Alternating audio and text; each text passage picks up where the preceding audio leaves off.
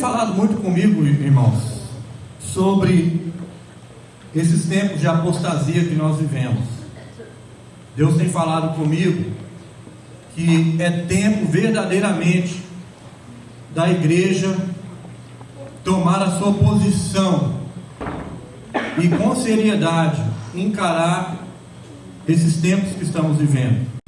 E às vezes a gente está tão imergido nas nossas coisas, nos nossos compromissos mundanos, não necessariamente ruins. Todo mundo levanta, vai trabalhar, tem obrigação dentro de casa, contas a pagar, filhos para criar, muitas coisas, mas eu acho que nós temos ficado um pouco anestesiados e não estamos entendendo que o Senhor Jesus não vai demorar muito a voltar. Eu sei que muitos falam: olha, desde que eu era criancinha eu escuto sobre isso.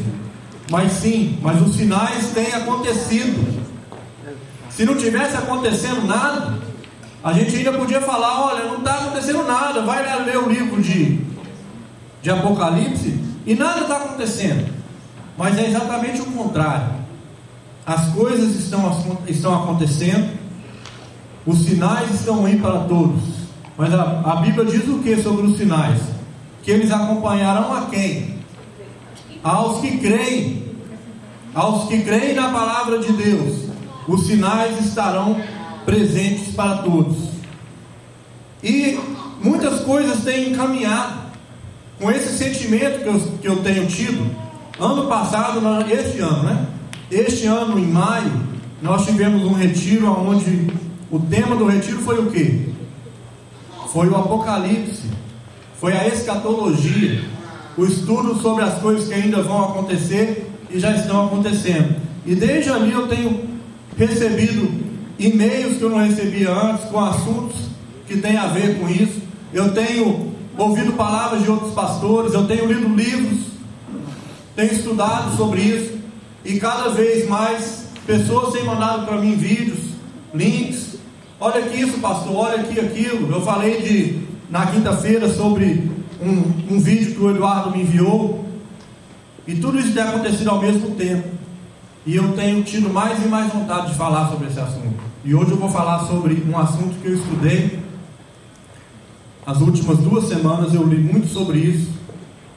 Vi outros pastores, alguns livros sobre esse assunto. E é um assunto que uma palavra que talvez alguns de vocês ouviram, outros não. Que quer dizer o Shemitah. Alguém já ouviu falar disso? Shemitah? Eu não. Ainda bem. E se todo mundo já tivesse ouvido falar, eu falar: então o que eu vou falar mais de novo, né? Mas o Shemitah, um autor, um rabino convertido ao cristianismo, o judeu que se converte ao cristianismo, ele vira judeu messiânico, porque ele acredita a partir dali no cristianismo, mas continua sendo judeu. Ele não deixa de ser judeu, mas ele é um judeu que agora se torna messiânico. E um rabino que se converteu, o nome dele é Jonathan Cahn. Ele tem um profundo conhecimento da fé judaica.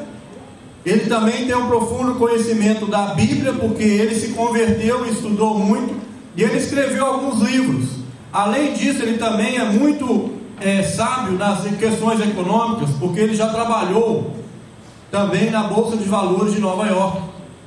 Então ele tem muito conhecimento. Ele escreveu 2 livros, um chamado The Harbinger, que em português quer dizer o presságio, e um outro chamado o Shemitah, The Shemitah, que é o Shemitah. Essa palavra ela tem uma pronunciação hebraica, então ela não tem uma tradução exatamente para o português. E esses livros foram baseados em pesquisas que até pouco tempo atrás ninguém tinha acesso ou ninguém prestava atenção. Sabe que nós temos que agradecer a Deus muitas vezes quando alguém se levanta para estudar um assunto com profundidade, porque alguém tem que pagar o preço. Lembra-se de Martinho Lutero, que quando ele lutou pela reforma da igreja, ele mesmo traduziu a Bíblia para o alemão? Porque ninguém fazia. Ele falou: então eu faço. eu vou fazer.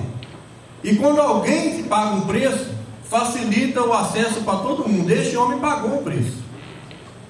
Mas aí eu te pergunto, será que um mistério de 3.500 anos atrás, que é uma lei que Deus deu lá no Velho Testamento, lá em Levítico, bem antes de Jesus vir ao mundo, será que isso ainda pode ser usado para explicar o que está acontecendo no mundo hoje?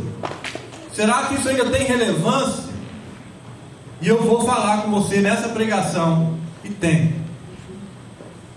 Deus, ele tem algumas leis, ou ele deu algumas leis para o povo cumprir, e outras coisas são princípios. Existe uma diferença entre lei e princípio. Lei é, por exemplo, os 10 mandamentos. São todas leis.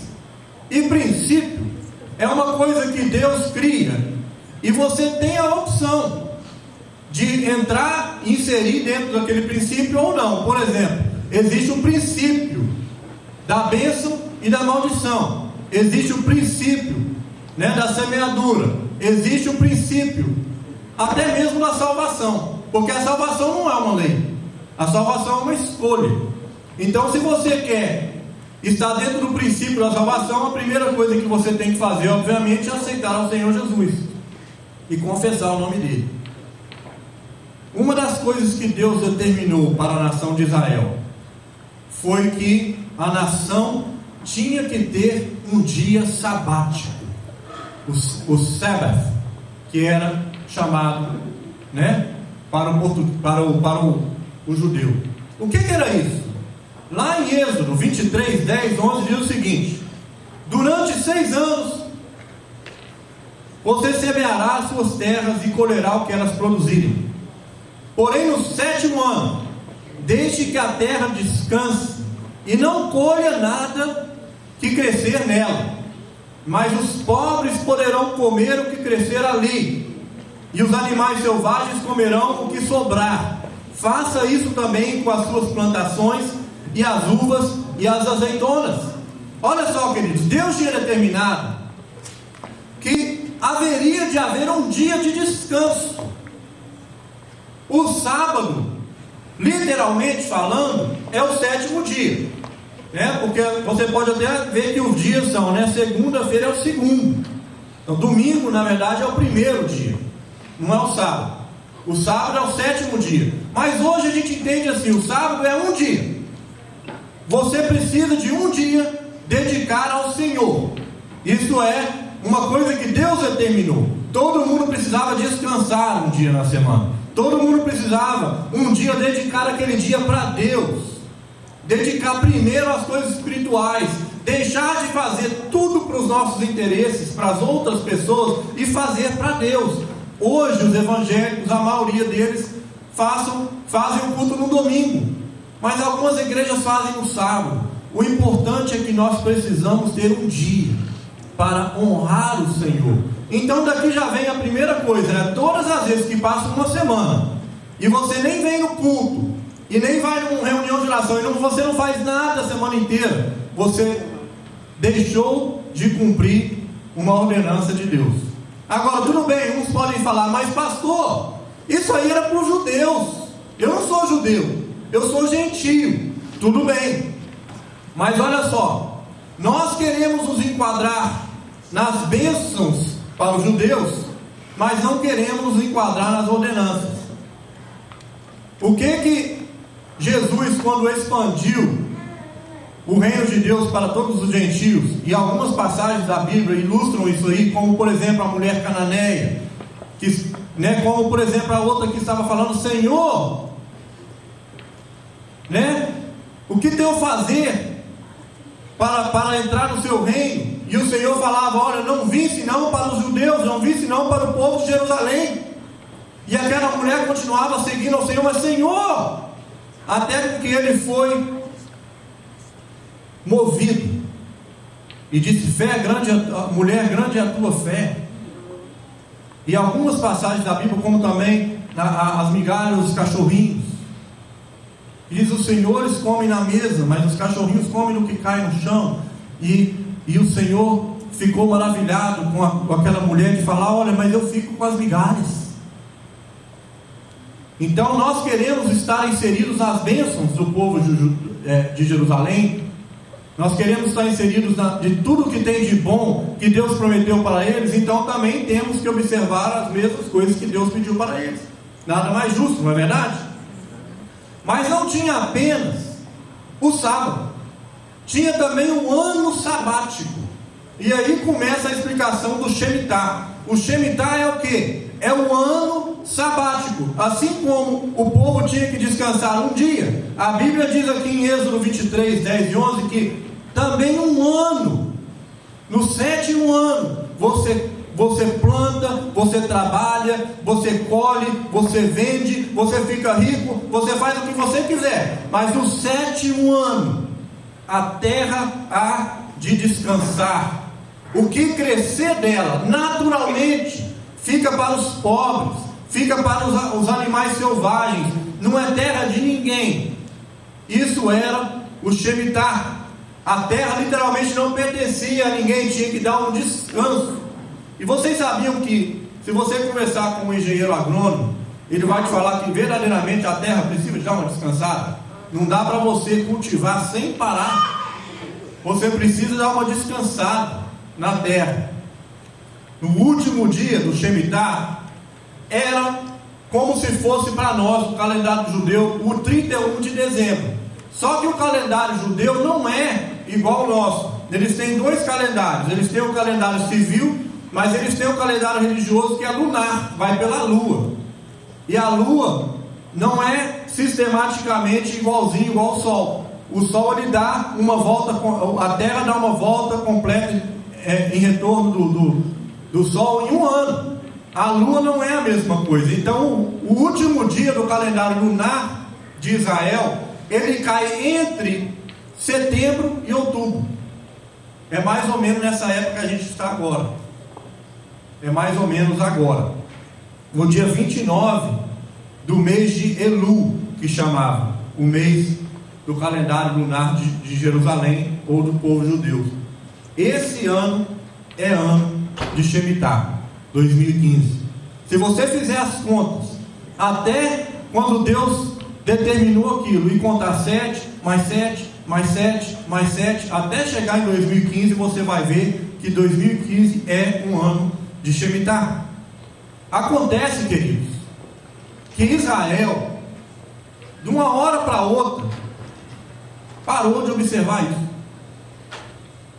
Acontece que Israel simplesmente deixou de observar essa ordenância. Naquele dia do Shemitah, naquele dia do último dia do ano do Shemitah, era um dia que Deus tinha determinado que seria um dia de pagamento de dívida, seria um dia de renovação, seria um dia de recomeço, seria um dia em que todo mundo tinha a oportunidade de começar do novo, começar do zero. Olha, esqueça as suas dívidas estão perdoadas, vamos começar do novo. Este é um ano de Shemitah, de remissão, de perdão, de pagamento de dívidas, de novas oportunidades. Lá em Deuteronômio 15 diz o seguinte: isso será feito assim. Você deve conceder uma renúncia isso será feito assim: quem estiver emprestado dinheiro a outro israelita perdoará a dívida. Ele não exigirá pagamento, pois o Senhor Deus declara que a dívida foi perdoada. Quem não está precisando de perdão de dívida aqui? Eu acho que todo mundo tem dívida, na verdade. Alguns têm muito, outros têm pouco. Às vezes a gente pensa que dívida é só cartão de crédito. Quem já pagou casa aí? 30 anos? Ninguém, né? Ninguém está tão velho aqui para falar: eu já paguei minha casa. Todos nós precisamos disso. Mas a fim de cada 7 anos, Deus tinha determinado: olha, no último ano, no 7º ano, no final do ano de Shemitah, que tudo estava cancelado. Mas acontece, como eu te disse, que Israel, pouco a pouco, foi deixando de observar não somente isso, mas muitas outras coisas. Mas qual é a razão disso? Deus determinou tudo aquilo. A razão, hoje, na nossa vida, porque Muitos podem estar pensando, mas pastor, o que tem a ver com isso agora? Nós estamos no ano de 2015. Como que isso pode ser aplicado na minha vida? A razão que Deus fez isso é ensinar que a terra é do Senhor.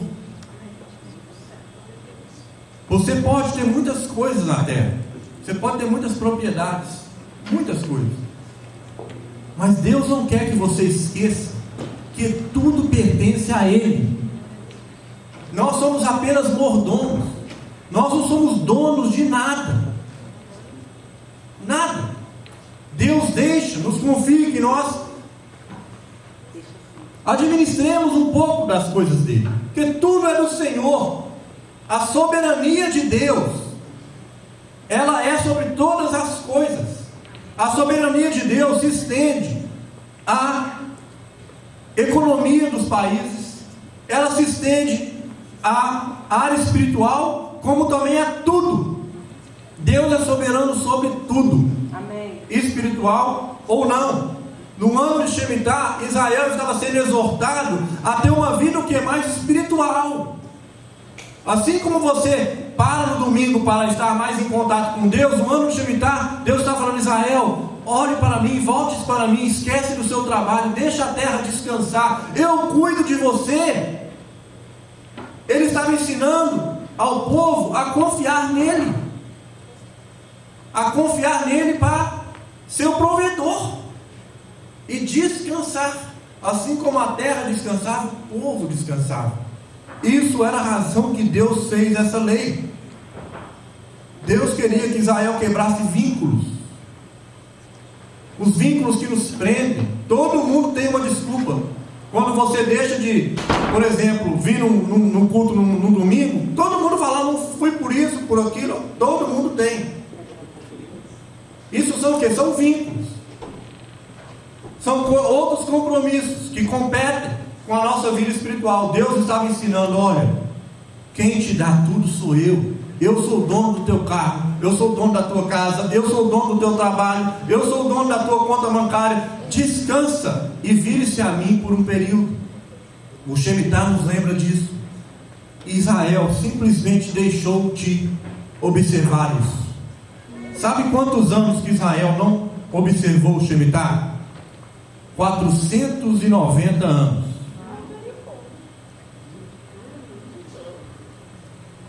Quem é bom de matemática aí me fala: se você tinha que, de 6 em 6 anos, no 7º ano, devolver para Deus, quantos anos você deixou, ou você roubou de Deus em 490 anos?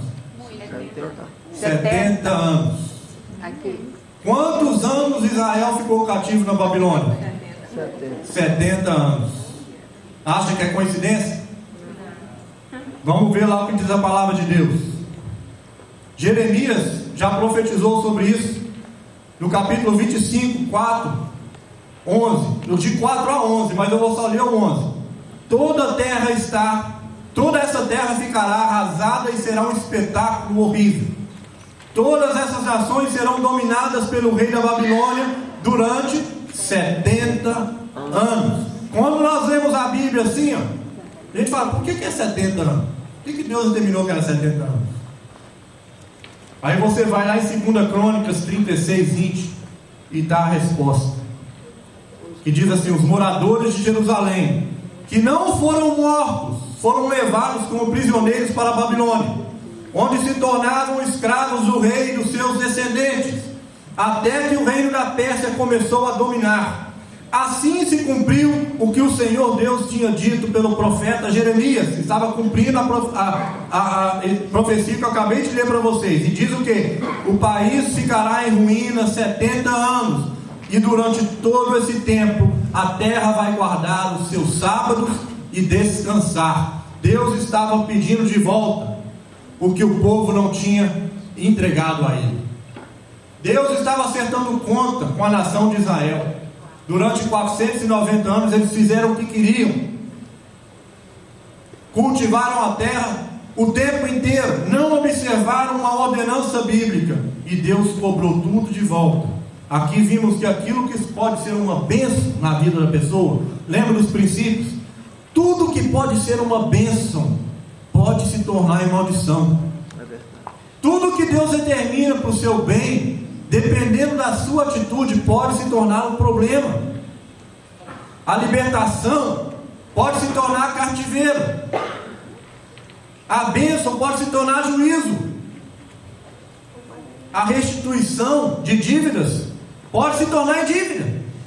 Porque Deus queria restituir o povo, estava determinado que no final de 7 anos as dívidas estavam liberadas, tudo estava pago, mas o povo quis, não, vamos trabalhar sem parar, vamos fazer o que nós queremos fazer, vamos observar as nossas próprias leis. Então, além de eles não serem perdoados, eles agora estavam devendo 70 anos para Deus, e tiveram que pagar no cativeiro. O que Deus está querendo dizer ao mundo com tudo isso? Será que isso ainda tem relevância hoje? Então eu gostaria de falar um pouco de alguns acontecimentos, e você faz as suas conclusões no final. No ano de Shemitah, Deus está dizendo que o mundo tem se afastado dele. Todas as vezes que tem um Shemitah, alguns acontecimentos estão diretamente ligados a isso. Os analistas, eles não entendem, por exemplo, os experts, todos aqueles que ficam fazendo conta e prevendo ações e fazendo relatórios financeiros, eles não entendem por que todas as vezes que tem um grande abalo econômico no mundo, sempre acontece entre setembro e outubro.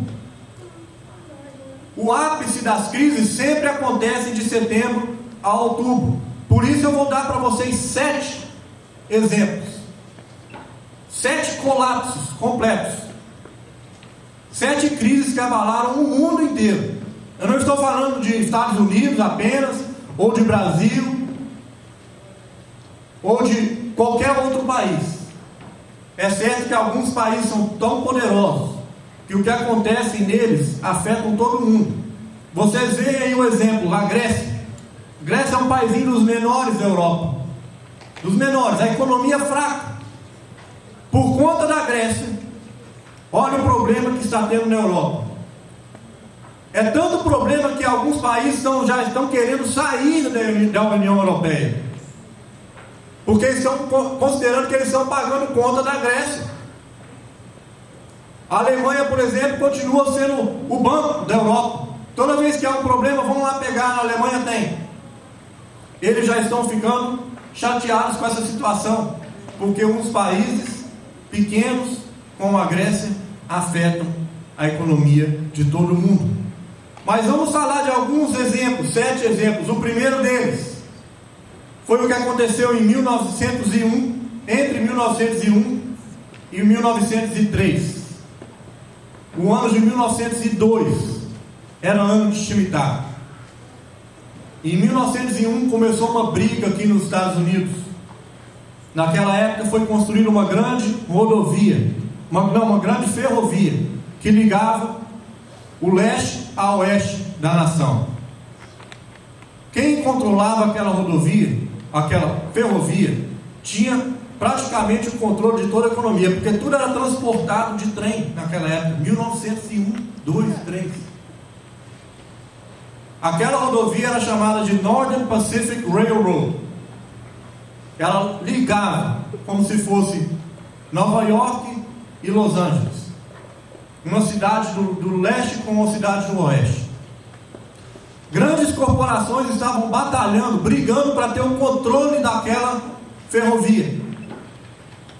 A briga foi tão ferrenha que no final daquela disputa política, 45% do mercado foi perdido. 45% do mercado foi perdido. E o auge daquela crise foi em setembro de 1902, que era ano de Shemitah, e foi o ápice da crise. Outro exemplo foi o que aconteceu entre 1914 e 1918. Quem lembra o que aconteceu dentro de 1914 e 18? Primeira Guerra Mundial. A enciclopédia Frank Venditti. A Primeira Guerra Mundial. É claro que uma guerra abala tudo, não é verdade? Mas o ápice da crise financeira foi em 1917, por volta do mês de setembro, outubro, aonde 40% da bolsa também despencou. O próximo, 1929 a 1932, outra pergunta. Você já ouviu falar da Grande Depressão? A Grande Depressão começou em 1929, mas não foi em 1929 o pior de tudo. Ela começou em 1929, mas entre setembro de 1930 e setembro de 1931 foi aonde o pior aconteceu. A crise de 1929 foi muito pior do que essa que a gente viveu. As pessoas passavam fome, literalmente. A América estava praticamente acabada financeiramente. Não tinha dinheiro para nada. Muitos milionários perderam tudo. Pobreza total, perda do poder aquisitivo. Ninguém tinha dinheiro para fazer nada. Essa depressão foi tão grande que tem um termo na economia que chama recessão. Depois da recessão vem a depressão. Ninguém aqui nunca viu uma depressão. E não queira ver uma. Nós vimos algumas exceções. Quem é brasileiro então está escolado nisso. Até o dia que você veio para cá, você já tinha vivido várias lá no Brasil. Várias. Mas essa depressão foi tão forte que a bolsa só conseguiu atingir os níveis de 1930, 31 em 1950. Demorou quase 20 anos para retornar ao ponto que estava naquela época. Em 1931, um eclipse solar ocorreu no dia 12 de setembro, que era naquele ano o último dia do ano de Shemitah. Lembra-se que o ano judeu é lunar, então depende do ano, cai num dia diferente. 8 dias depois, a Inglaterra também tomou uma decisão financeira que desencadeou crise no mundo inteiro. A Inglaterra deixou de validar a sua moeda com ouro. Algumas ações tinham, ou até hoje tem, o hábito de você não imprime nota se não tiver ouro. Porque você pode, na Casa da Moeda, você pode imprimir dinheiro o dia inteiro. Mas se você fizer isso, você desvaloriza o próprio dinheiro. Porque muito dinheiro gera o quê? Inflação. Muito dinheiro, o dinheiro não vale nada. Pouco dinheiro, ele vale muito. Por que pedras preciosas são valiosas? Porque são raras. Então o que tem muito não vale muito. O que tem pouco vale. Naquele ano a Inglaterra deixou para tentar sair dessa crise. O efeito foi contrário. E o colapso foi pior ainda. Tudo aconteceu, o ápice, sempre nesses anos do Shemitah. Sempre na época de setembro a outubro. Todos os anos eram anos de Shemitah. A quarta crise mundial foi a grande recessão de 1937 a 38. A economia estava até recuperando o crescimento. Lembra que eu falei que demorou 20 anos para a economia recuperar o que estava em 1929 e 30? Demorou até 1950. Em 1937 e 38, a economia estava começando a caminhar um pouquinho. Mas não era exatamente 7 anos depois? Teve outra crise. Outro downturn. Na Bolsa de Valores tem um termo que chama downturn. Downturn é quando você tem os índices elevando, de repente faz assim, pum, despenca. Aquilo é o ponto aonde a crise começa para valer. E dali, normalmente demora muito tempo para você sair e recuperar. O emprego caiu 25% aqui nos Estados Unidos. Nós estávamos com emprego com índice de desemprego de 8% quando o Obama assumiu. E estava todo mundo desesperado. Hoje eu acho que está 4%. Nessa época estava 25% de desemprego. o mercado tinha perdido 50% do valor. Os lucros caíram 75%. Imagine quem é comerciante e o lucro cai 75%. 4 milhões de pessoas estavam desempregadas naquele ano. A população daquele ano era muito menor do que hoje. 4 milhões era 25%. Era muita gente. Em 1973 e 74, mais um ano do Shemitah, teve também outra grande crise, que eles conhecem como a crise do petróleo, ou a crise das crises múltiplas, porque era tanta crise que ninguém entendia exatamente o que tinha causado. Havia uma confusão. Por que aconteceu isso? Era outro ano de Shemitah. Mais uma vez a bolsa perdeu 45%. O GDP, ou lá no Brasil chama PIB, né? Produto Interno Bruto. Aqui é GDP, que é Growth Domestic Product. É a mesma coisa. Ele estava de 7%, ele foi para menos 2%. Ou seja, foi 9% de perda em um ano. A produção doméstica perdeu 70%. A bolsa não somente de Nova York, como a bolsa de Londres despencaram. E ninguém entendia exatamente por quê. Em Nova York, mais uma vez, demorou 20 anos para voltar aqueles índices de 1973 e 74. Demorou até 1993 para voltar aquele índice.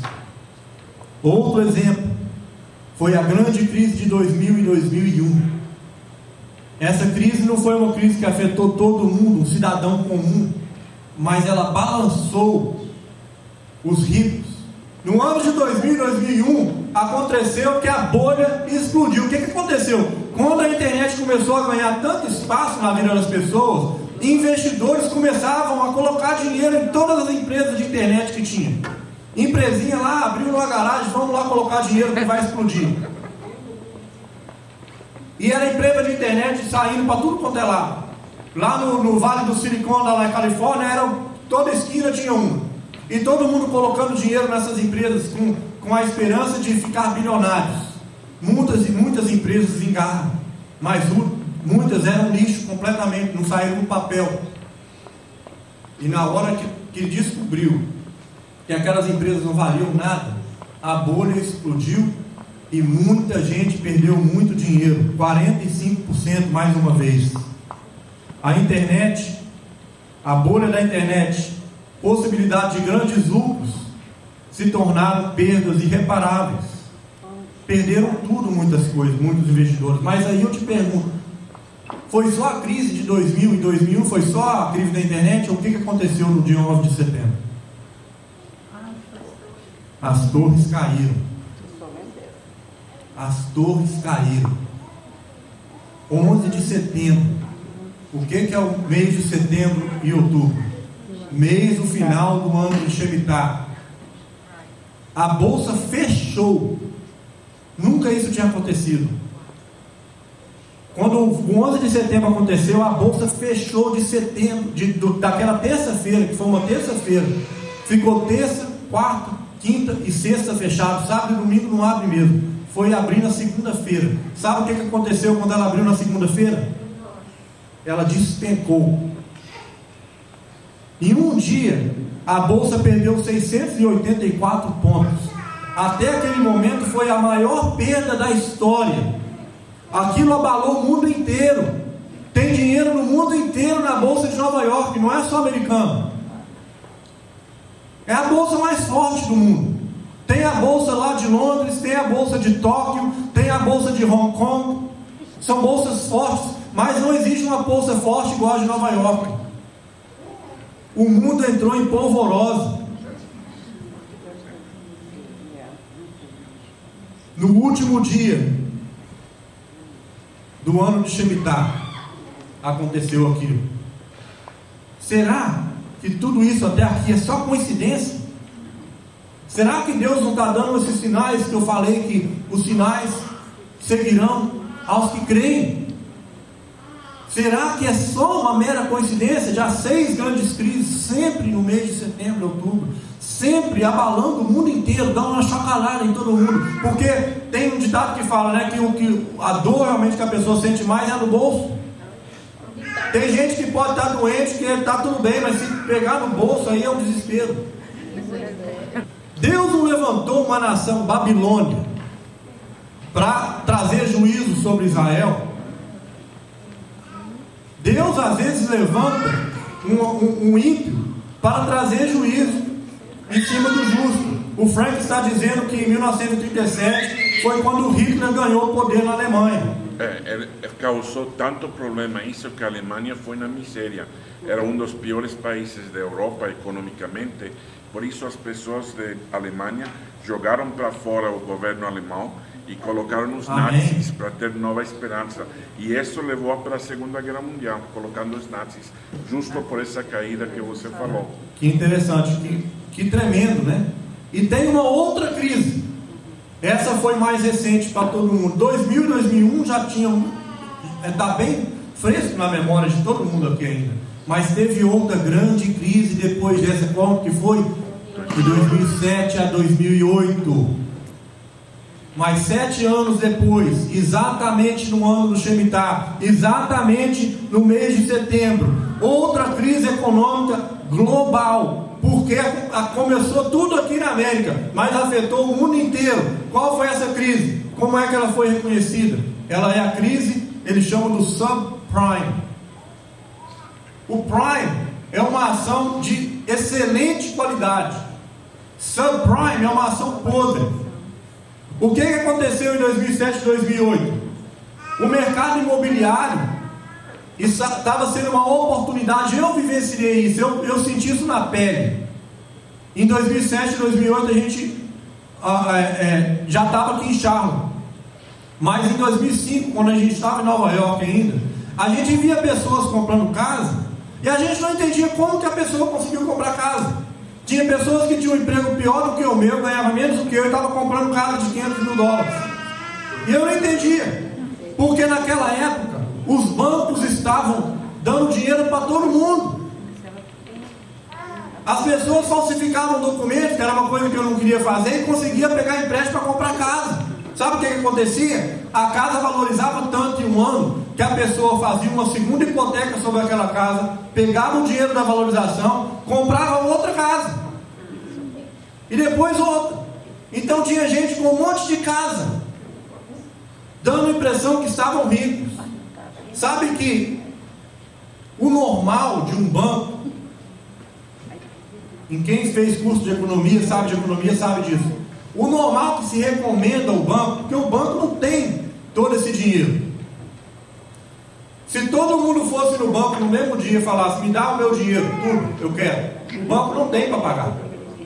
O banco funciona que ele manuseia o dinheiro e depende de outro dinheiro. Uma dívida é pagada com um empréstimo do outro. E vai assim, esse joguinho. O normal é um banco emprestar, no máximo, para cada dólar que esteja no cofre, você pode emprestar 7. Sabe quanto que os bancos americanos estavam emprestando? 40 dólares para cada dólar que literalmente eles tinham.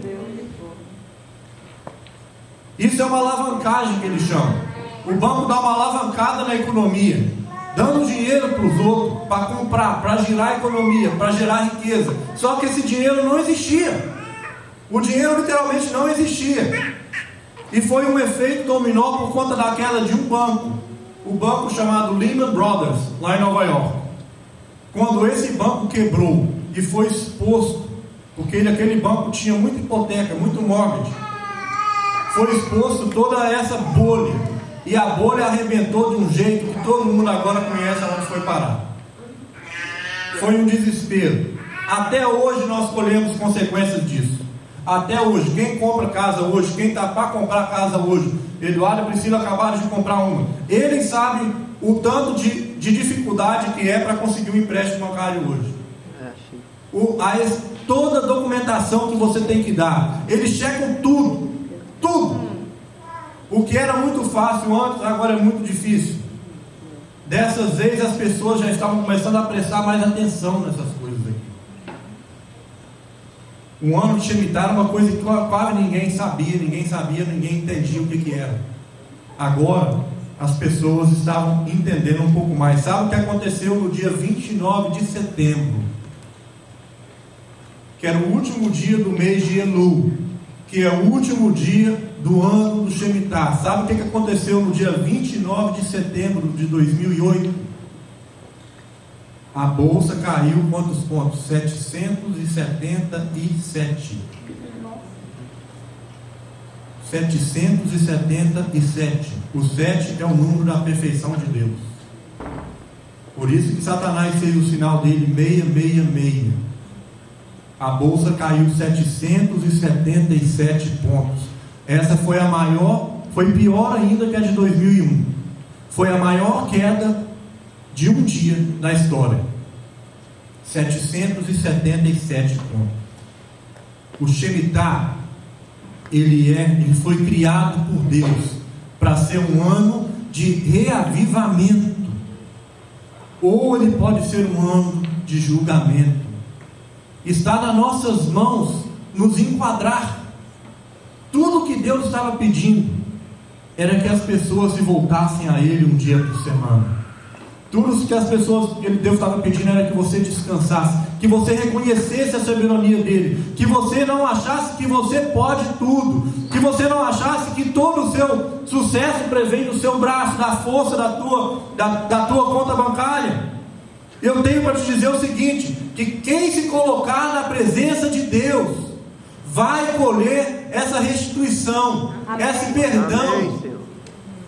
Vai colher essa bênção que Deus determinou, o perdão das dívidas. Quem achar que é o dono do seu próprio bolso, quem achar que é dono e senhor de sua própria vida, quem se afastar de Deus, estará sujeito às consequências. A Bíblia diz que nós não temos que ter medo dessas coisas, que Deus protege os seus, Ele cuida dos seus, a despeito de tudo isso. Quem é cristão fiel, até em momento de crise, vai colher bênção. Amém, Senhor. Mas sabe uma coisa para terminar? Sabe o que aconteceu? Ou sabe o que é o 2015? Aí eu guardei o melhor por último. A cada 7 anos tinha o ano do Shemitah. Mas até o 7º Shemitah, 7 vezes 7 é o que? 49. Deus tinha separado uma grande bênção depois do 7º Shemitah.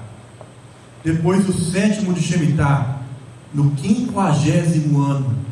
Quem se lembra do ano do jubileu? O 50º ano é o ano depois do 7º Shemitah. É ano de jubileu. E o jubileu significa o ano da visitação de Deus na tua vida. Amém, aleluia. O ano da bênção sem igual. As pessoas esperavam o jubileu com ansiedade. E sabe que dia que começou o ano do jubileu? Dia 14 de setembro de 2015. Você está vivendo esse ano agora. Amém. Aleluia. Sabe o que aconteceu? E no dia 25 de dezembro de 2014 começou o último ano do Shemitah desses 7. E acabou no dia 13 de setembro de 2015. No dia 14 de setembro de 2015 começou o ano do jubileu. E ano de jubileu é ano de bênção, ano de visitação de Deus, ano da presença de Deus te encher, ano das suas dívidas serem perdoadas, ano de você ser abençoado, ano de você receber. Amém. Mas isso é para quem está no centro da vontade de Deus. Sabe o que aconteceu no dia 21 de agosto de 2015? A bolsa caiu 530 pontos. Sempre é uma coisa ou outra. Dessa vez foi uma crise lá na China que ocasionou isso. E até hoje ela não recuperou esses 530 pontos. Isso foi lá no dia 21 de agosto. Hoje nós estamos no dia 4 ou 5 de outubro, né? Ainda não recuperou. O que está acontecendo lá no Brasil esse ano? O que está acontecendo na Europa agora? É crise de imigrante na Europa, crise no Brasil que não acaba mais, é impeachment ou não, mas a despeito de todas essas crises, para mim é ano de jubileu, para você pode ser ano de jubileu. Amém, Deus. Deus disse que Ele enviaria sinais, queridos, e Deus está enviando sinais. Você quer mais uma prova? A Bíblia diz que sempre que Deus faria uma grande coisa, Ele enviaria sinais no céu. O que está acontecendo, sabe, em anos de 2014 e 2015, com muito mais frequência? Eclipses. Sabe o que os judeus, rabinos judeus, dizem sobre os eclipses? Eles dizem que o eclipse solar é juízo para o mundo, e o eclipse lunar é juízo para Israel. Lá em Joel 3, 14 e 15 diz o seguinte: multidões e mais multidões enchem o vale da decisão. Está faltando um versículo ali, mas eu vou ler para vocês. O sol e a lua escurecerão e as estrelas já não brilharão, que é o que eu não coloquei ali. Joel, quando falou essa profecia aqui, ele estava se referindo ao Armagedon. Ele estava referindo ao final dos tempos, a grande luta de Satanás com Jesus. Está dizendo aqui que o Armagedon, o próprio Armagedon, seria precedido por eclipses, que a lua ia perder o brilho e que o sol ia perder o brilho. Quem é inteligente sabe que isso é o que? Eclipse. A lua, essa lua que ficou no dia 29 de setembro, foi a lua de sangue. Sabe o que está dizendo em Mateus 24, 29? Isso fala sobre a vinda do Filho do Homem. Jesus disse: depois daqueles dias de sofrimento, o sol ficará escuro, a lua não brilhará mais, as estrelas cairão do céu e os poderes do espaço estão abalados. Então o sinal do Filho do Homem aparecerá no céu. Todos os povos da terra chorarão e verão o Filho do Homem descendo das nuvens com poder e grande glória. Amém. Você sabia que a NASA disse, pesquisa da NASA, que em 5.000 anos eles conseguiram detectar que houveram 12.000 eclipses em 5.000 anos. Isso dá uma média um pouco mais de 2 por ano. Entre 2014 e 2015 já houveram 4. E existe também na tradição judaica, eles dizem que quando há 4 eclipses em um ano, isso vai ser chamado de tétrade. Tétrade vem de 4. Só aconteceram 6 tétrades nos últimos 2.000 anos. Só 6 vezes. E esses eclipses aconteceram justamente nos dias das festas judaicas. Na Páscoa aconteceu um, e a semana passada, no dia 29, era a festa dos tabernáculos lá em Jerusalém. E a festa dos tabernáculos, todo mundo sabe o que é a Páscoa. A festa dos tabernáculos era a festa em que o povo se lembrava do tempo que eles viviam em tendas no deserto. Deus pediu para o povo se lembrar daquele período de peregrinação no deserto através da festa dos tabernáculos. Eu não acredito que isso tudo é coincidência. Nem eu. Eu não acredito que isso tudo é obra do acaso. Seria tolice ignorar tudo isso. Seria tolice não considerar esses sinais. Já houveram anos, queridos, do Shemitah, que não aconteceram nada. Mas todas as vezes que aconteceu algo tremendo e grandioso, e um abalo grande, sempre foi. Deus é o Senhor de todas as coisas. Ele não tem que fazer nada em dia específico nenhum, mas Ele tem enviado sinais específicos sempre nesses dias, sempre nesses anos. O mesmo Deus que está abalando o mundo é o Deus que cuida dos seus. Amém. Aleluia, Senhor.